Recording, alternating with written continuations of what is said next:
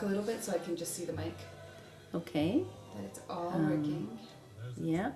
Can you hear me? Yeah. Okay, and everything looks okay? Yeah, it does. All right. It is a pretty store for sure, right? Thanks. So that's good. You don't really have to go set it up. So, Marlaina Blanche, we're here at your store, Willow Home Gallery on Front Street. So, I remember a long time ago, I was walking by Figments, and it was summertime, and you came out of Figments and you were working in there. And the girl that I was with said, "Oh, Marlaina, I haven't seen you for so long," and it seemed like you'd just come back into town. Can you tell us a little bit about yourself? So you've been here for a long time, but you left, or how does that work? Yeah. I first came to the Kootenays in 1974. Oh yeah? Moved to the Slocan Valley. We had one son, Brody. He was actually born in the Yukon. That was a little side trip that we did. And then we moved to Kaslo following the birth of my second son, Jamie, in 1977. So you lived in the Slocan for a couple of years, or? Yeah, I think we lived there for 3 years and lived in the Yukon in between, kind of. We went there. And what did you do in the Slocan? Just kind of, my husband was a carpenter, and I had the kids there for a little while. Yeah. Nice. Yeah, And just then, so what enjoyed made the you Kootenays. move to Kaslo? Well, one day we took a drive, Ken and Brody and I guess, yeah, we had Jamie then too. And we drove across from New Denver, and we came just to the crest of the hill in Kaslo. And it was just such a beautiful place. It was so open and sunny and warm, and just, we decided that day we had to move here. Oh yeah? And within a month we were in Kaslo. And that was 1977. And so then how long did you live here? We lived here until 1983, when I decided to go back to school and get a career, and that's what we did. I'm originally from Toronto. My family was there, and I had friends there, lots of friends, and so we packed up and rented our house here and moved to St. Catharines, Ontario, or Port Dalhousie, which is a small community. I went to university, got my teaching degree, and we had planned to come back. But I got a job right away, and somehow we got stuck there for 17 years. Oh yeah? But every other summer we'd bring the kids to Kaslo and visit, so we maintained our connection here. And you owned your home here all those years? No, we sold our home. Oh yeah. When I got a job, we sold yeah. the home. And then my kids started coming back. First Brody came back and lived in the Slocan Valley, and then my youngest Jamie came back, and then Brody and Donna had Gwendon, and that was that. We just decided it was time to come back.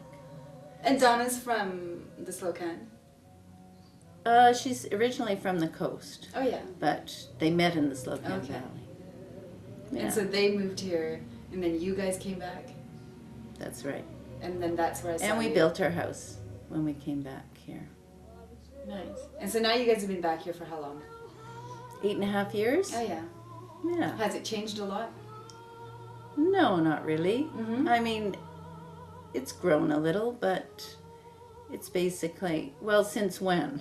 Since maybe since when you first came here in 77. Yeah, it's quite a bit different. I mean, we're all older. It's a different scene for sure. Yeah. Yeah, but I love it here. And so you're still a teacher? Yes, I am. I actually still have a teaching job 1 day a week up at Jewett. And you taught here at JVH? Yeah, I've had different jobs here. That's great. And so now you own this store. That's right. So tell us a little bit about, how did you come to be the owner of such a beautiful store? Well, since coming back to Kaslo, as you say, you saw me outside of Figments. I've worked in retail on Main Street at a few places. And I actually worked right in this very store when it was Portobello. I was manager at that time, and I really loved that job. And I thought I'd always want to have my own store. Yeah. And anyway, it closed down, unfortunately, and I went on to continue helping out at retail stores on Front Street, and until one day, not very long ago, talking with a person who said, that little store is still for sale, and it's been for sale for so long, I can't understand why somebody doesn't just buy it. And I said, you're right. And within a week, it was ours. So it just needed that little, and I think also having the hotel across the street, you know, I think that kind of made it make sense. Mm-hmm. You know, it now had a really nice view. Mm-hmm. Changed the real estate, actually. Mm-hmm. Yeah, so it was a very quick decision, and I have no regrets. Oh, that's really good. But I'm sort of curious. So, your store. Well, tell us a little bit about all the stuff the kinds of things that you carry here. Well, the one thing that I'm really excited about are the local products that I carry from local artisans. The pottery, the woodwork, the soaps and creams, the knitted goods, and then we also have, and the jewelry. Mm-hmm. But we also have affordable imports for the home, for bed, bath, kitchen, and yeah.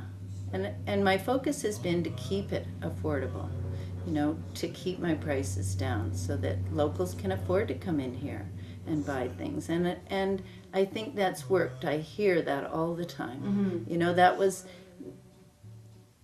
really was my goal, is to offer affordable homewares things. And I've always loved interior design type things. I'm a home and garden television Junkie? junkie, that's right. I just love that channel. So I get to do it all day long. That is nice. And you have some of your son's furniture in here. Yeah, I do, and it's really nice to be able to showcase that. Yeah. I think Brody's driftwood bed certainly is a focal point in the store. Mm-hmm. Yeah, and he's such a craftsman, and that was another reason. You know, it was nice to be able to have his stuff Mm-hmm. in the store and present it in a nice way. I think it is interesting that for such a small little community, we do have quite a few talented, crafty, artsy people, right? Yeah, we really do. And so then I guess it is really nice to have a place for it where they could have their stuff showcased. Yeah, that's right. And when it was Portobello, you know, a lot of people say, oh, this is just like the other store. But to me, it's not. I think that having the local artists show their wares here has really made it more Kootenai, you know, Mm-hmm. more Caslow. Mm-hmm. And that was what I wanted.